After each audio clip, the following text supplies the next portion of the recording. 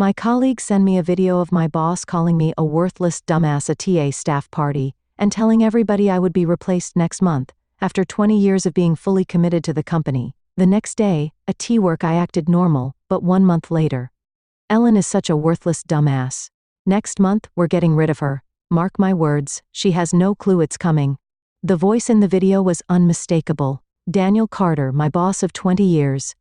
I stared at my phone screen, my fingers cold against the edges.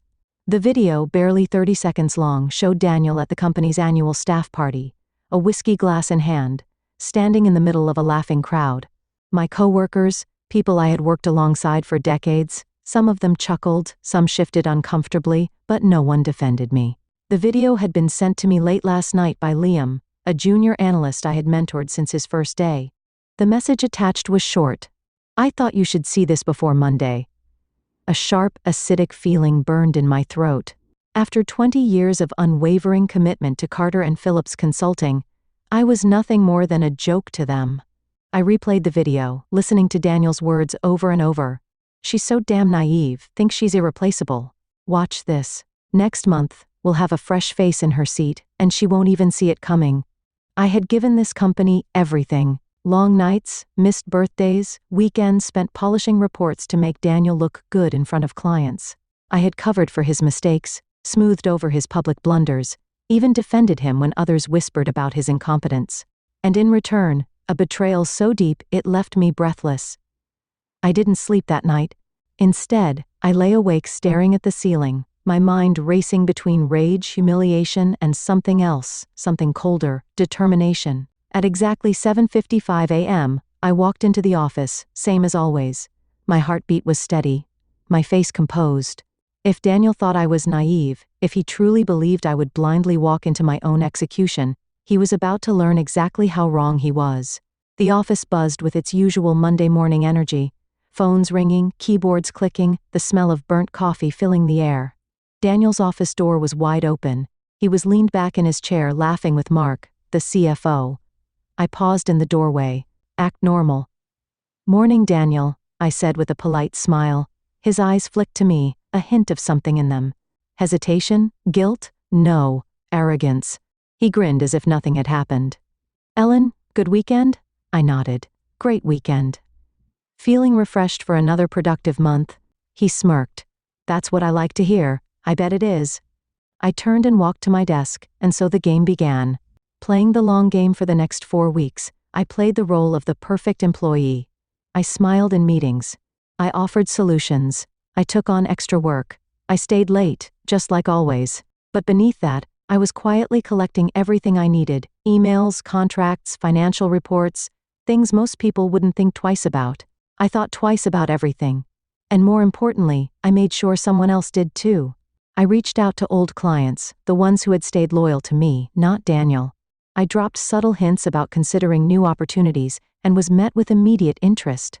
I reached out to a corporate attorney, laying out the groundwork for something that would hit Daniel where it hurt the most, his wallet and his reputation. And most importantly, I reached out to a competitor, a firm that had been circling Carter and Phillips for months, looking for a way to poach their best talent. I wasn't just leaving. I was taking everything he took for granted with me. The morning of my final day, I arrived early. Daniel hadn't told me yet.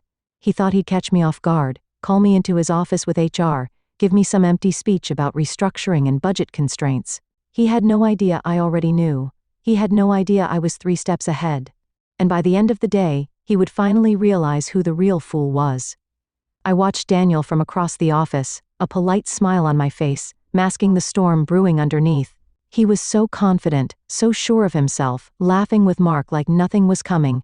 He thought he had won. But today, I wasn't just going to be fired. I was going to make sure this was the day everything started to fall apart for him. The day passed as usual. Emails, meetings, reports, as if everything was normal, but I felt it. That subtle shift in the air, people were watching me, whispers behind glass doors, quick glances when they thought I wasn't looking. I kept my posture relaxed, moving through the day as if I had no idea what was coming. If they expected tears, desperation, pleading, they were going to be deeply disappointed. At precisely 3 p.m., I saw Denise from HR walk into Daniel's office, her face carefully neutral. She didn't make eye contact with me. A few minutes later, my phone lit up. "Daniel Carter, please come to my office at 3:30. There it was. I exhaled slowly, then stood, smoothing down my blouse. It was showtime. I knocked on the door, stepping inside with a polite smile. Denise sat across from Daniel, her company-issued folder neatly placed in front of her. Standard HR protocol. I had seen this play out before, just never as the one on the receiving end. Daniel put on his best fake sympathetic face. "Ellen, please have a seat." I did.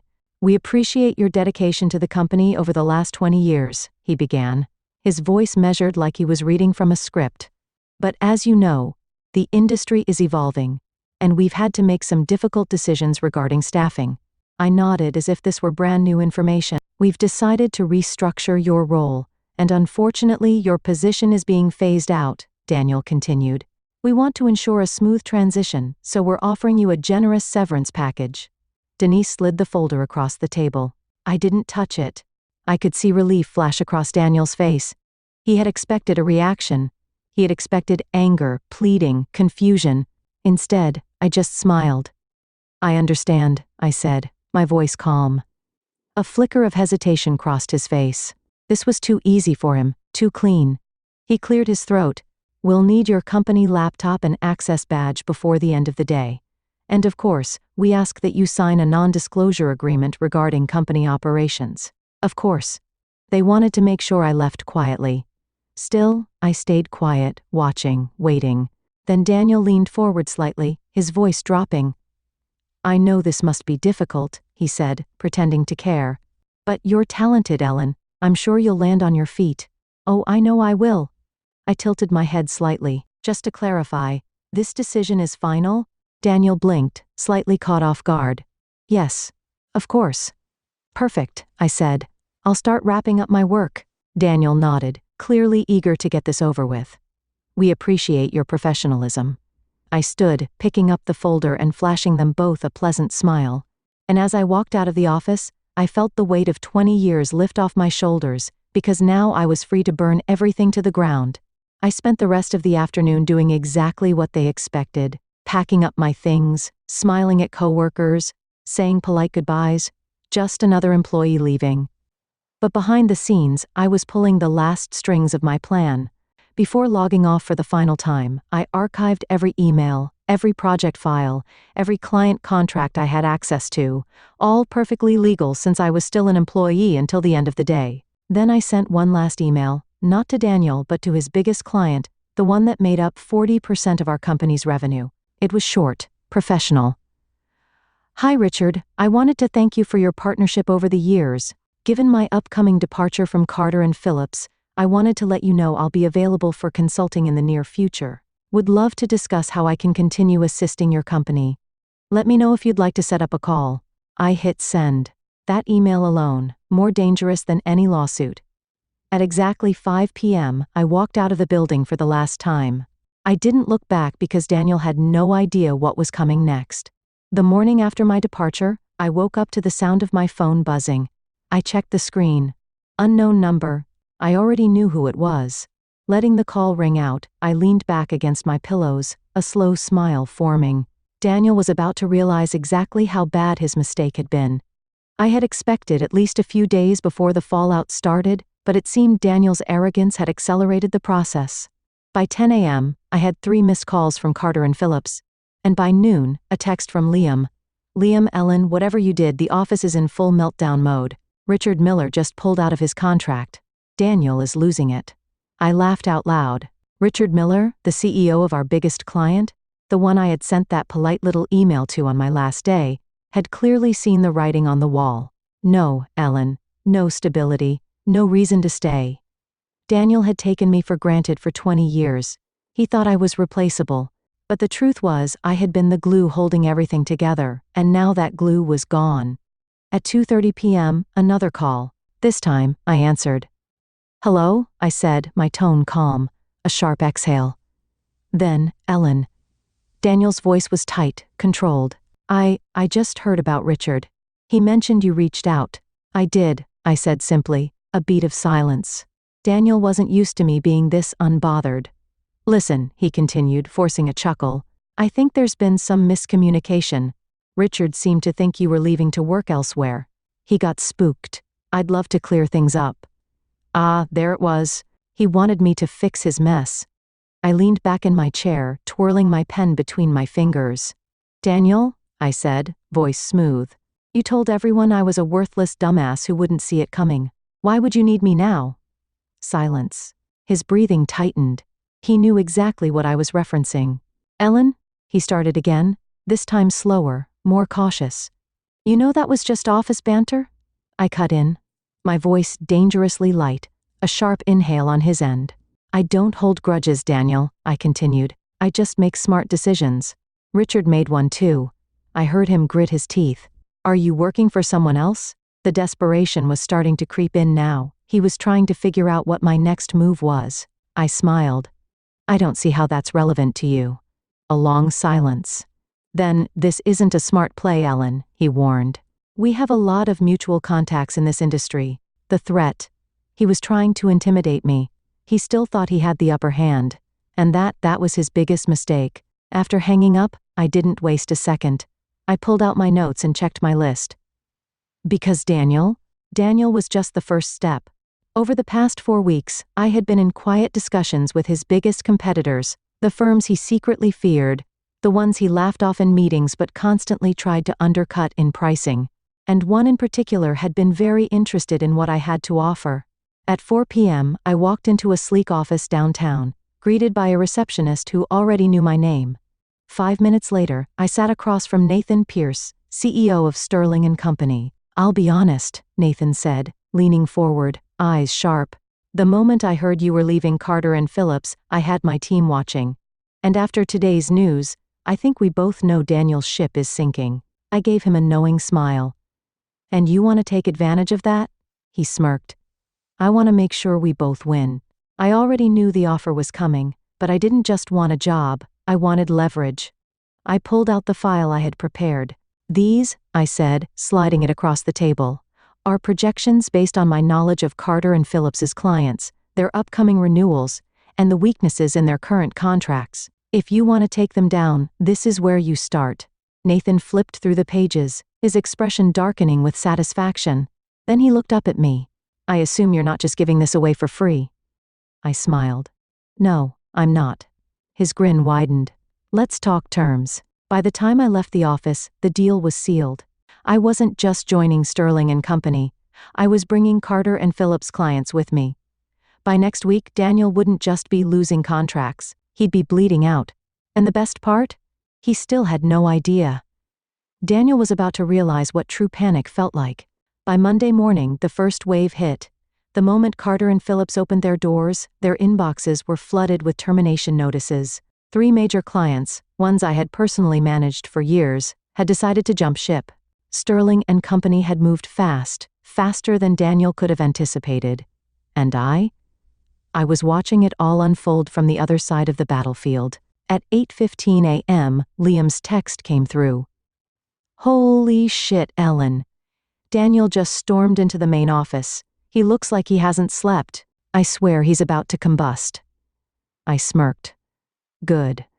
Daniel had been so sure of himself, so convinced that I was just another disposable employee, but today, he was realizing that losing me wasn't just an inconvenience. It was a catastrophe. By 9 a.m., the cracks were turning into full-blown fractures. Mark, the CFO, had shut himself in his office, desperately crunching numbers to figure out how much damage had been done. Legal was scrambling to review contracts, trying to find a loophole that could keep the fleeing clients locked in. And Daniel? Daniel was making calls to every executive contact he had, trying to convince them to stay, but it was already too late. The whispers were spreading. Clients were starting to realize just how unstable Carter & Phillips had become. And the worst part? Daniel had no idea who to blame. At noon, my phone rang. Unknown number, I answered. Ellen. Daniel's voice came through, strained and on edge. I leaned back in my chair. Daniel, to what do I owe the pleasure? He exhaled sharply. I don't know what the hell you've been telling people, but we have a serious problem. I arched an eyebrow even though he couldn't see me. Oh, what kind of problem? You know damn well what kind, he snapped. Miller's gone. And now 3 other major accounts have pulled out. That's millions in revenue disappearing overnight. I need you to be straight with me. Did you? He stopped himself. He didn't want to say it. Did I orchestrate this? I let the silence drag just long enough for him to sweat. Then I said calmly and carefully, I don't work for Carter and Phillips anymore, Daniel. What happens to your company isn't my concern. A beat of silence. Then, you're working for Sterling, aren't you? His voice had turned sharp. I smiled. I don't see how that's relevant to you.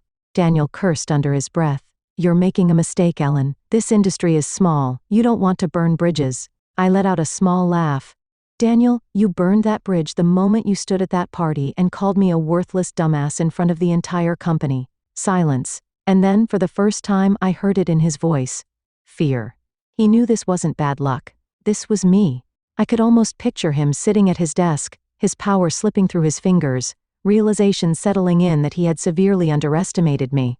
And that was just the beginning. By 3 p.m., another update from Liam. Emergency board meeting just got called. The investors are freaking out. There's talk of replacing Daniel. I felt pure satisfaction roll through me because that had been part of my plan all along. Daniel had always managed to cover up his incompetence, hiding behind my work, my dedication. But now the ugly truth was out in the open. And in the corporate world, nothing kills a CEO faster than uncertainty and lost revenue.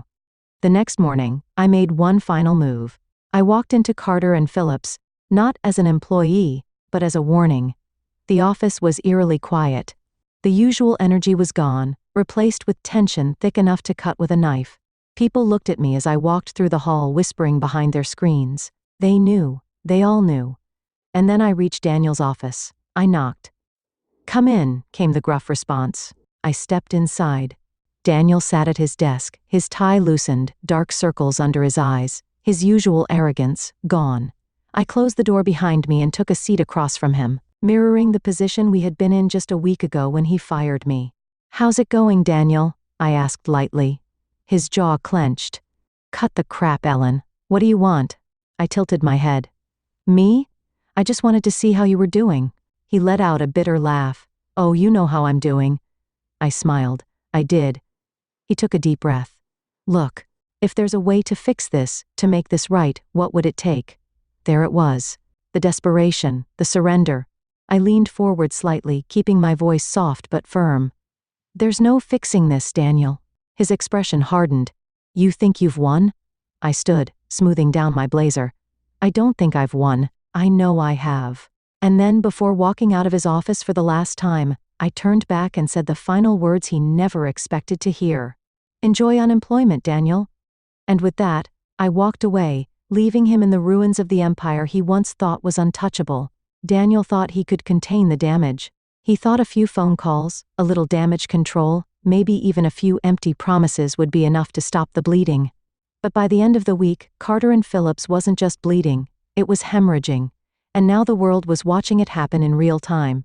On Friday morning, the headlines hit. Major client exodus at Carter and Phillips, CEO under fire, Sterling and Coe acquires key clients in strategic move. Is this the end for C&P? Executive shakeup imminent. Investors lose faith in Daniel Carter's leadership. Every business journal, corporate blog, and financial analyst was covering it. And I was sitting in my brand new office at Sterling & Company, sipping my coffee, watching the empire that Daniel built on arrogance and my hard work crumble into dust. At 10 a.m., my phone buzzed. Liam, you are not going to believe this. Emergency investor meeting. Rumor is they're forcing Daniel out. I leaned back in my chair, smiling to myself. Right on schedule. At 1 p.m., the board called an emergency meeting. Every senior executive, every major investor, and of course Daniel. For the past week, he had been spiraling, trying and failing to put out the fires, but now the board was done listening to excuses. Gentlemen, Daniel started, forcing his usual smirk. I know things look unstable right now, but I have a plan. Daniel, one of the senior board members interrupted. We've already spoken with the top investors. This isn't up for debate. The smirk vanished. We're losing clients. Our stock has dropped 23%, and Sterling & Company has completely outmaneuvered us. Do you even realize the damage that's been done? Daniel's face darkened. You think this is my fault? A sharp laugh from the other end of the table. You fired the person who was holding this company together, another board member said pointedly, and now she's using everything she built here to destroy you. Daniel's hands tightened into fists. He knew exactly who had done this to him. And worse, there wasn't a damn thing he could do about it. At 3 p.m., an internal email went out. Effective immediately, Daniel Carter has stepped down as CEO of Carter & Phillips Consulting. An interim leadership team will be announced in the coming weeks. I read it twice just to let the moment sink in. Daniel Carter, outside fired, publicly humiliated. Everything he had spent years building gone, and yet, it still wasn't enough. At 5:30 p.m., I received an email from Daniel Carter. Subject: Let's talk. Oh, this was going to be good. I opened it. Ellen, I think we both know things have gotten out of control. I won't pretend we've always seen eye to eye, but we worked together for a long time. I know you're behind this, and I think it's time we put this behind us. Let's meet. Desperate, predictable, pathetic. I clicked reply, and I typed, Daniel, there's nothing to discuss. I already told you this isn't fixable. Enjoy your weekend. Then I hit send. And just like that, I closed the last chapter of Daniel Carter's career. But my story was only just beginning. The storm had passed. Daniel Carter was finished. His empire had crumbled, his reputation was in ruins, and Carter & Phillips, a sinking ship, flailing to survive. But me? I was just getting started. On Monday morning, I stepped into Sterling & Company's headquarters as their newest senior partner, a position I had earned, not because of office politics or because I had played nice with the right people, but because I was the best at what I did. Nathan, the CEO, greeted me in the executive lounge with a firm handshake. Welcome aboard, Ellen, he said. From what I hear, you've already made quite an impact. I smiled. I like to be efficient. He chuckled. Well, you're exactly what we need. The clients you brought in, they trust you. And more importantly, they're ready to grow. I nodded, feeling something I hadn't felt in years: excitement, possibility, control. This wasn't just a job, this was a fresh start. I should have known Daniel wouldn't disappear quietly. Because later that afternoon my assistant knocked on my office door. Ellen, she said, hesitating. You have a visitor. I raised an eyebrow. Who? She looked uncomfortable. Daniel Carter. I stared at her for a second, then let out a slow breath. Send him in. A few moments later, Daniel walked in, or rather, what was left of him. His expensive suits, his cocky smirk, his air of untouchability gone. His eyes were tired, his face was drawn, and for the first time in his life, he looked small. I leaned back in my chair studying him. He didn't sit. He didn't speak. Not right away. Finally, he let out a humorless chuckle. You really did it, I tilted my head. Did what? His jaw clenched. You destroyed me. I didn't correct him because he wasn't wrong. Instead, I simply said, you destroyed yourself, Daniel. He exhaled sharply. I underestimated you. I nodded. Yes, you did. A long silence stretched between us. Then he said the last thing I ever expected. I need a job. I almost laughed. Almost. Instead, I just stared at him. Daniel Carter, the man who had mocked me, humiliated me, called me a worthless dumbass to an entire room of people. And now? He was standing in front of me begging. It was poetic, perfect. I could have crushed him in that moment. I could have humiliated him, dragged him through the mud, made him feel just a fraction of what I had felt. But instead, I just stood, walked over to him, and met his defeated gaze. No, Daniel, I said, my voice calm. You don't need a job, you need a lesson. His eyes darkened, but he said nothing. I smiled. Cold, knowing. Good luck, Daniel. Then I turned, walked back to my desk. And just like that, I dismissed him for good. That night, I sat in my new office staring out at the city's skyline. Everything felt different now. For the first time in 20 years, I wasn't just someone else's employee. I was the one in control. I thought back to that humiliating night, the video, the laughter, the betrayal. And now, I wasn't just Ellen, the disposable employee. I was Ellen, the woman who built her own future. The woman who proved that loyalty should never be given to those who don't deserve it. The woman who knew her own worth. I smiled to myself, picked up my glass of wine, and whispered the words Daniel Carter had never seen coming. I win.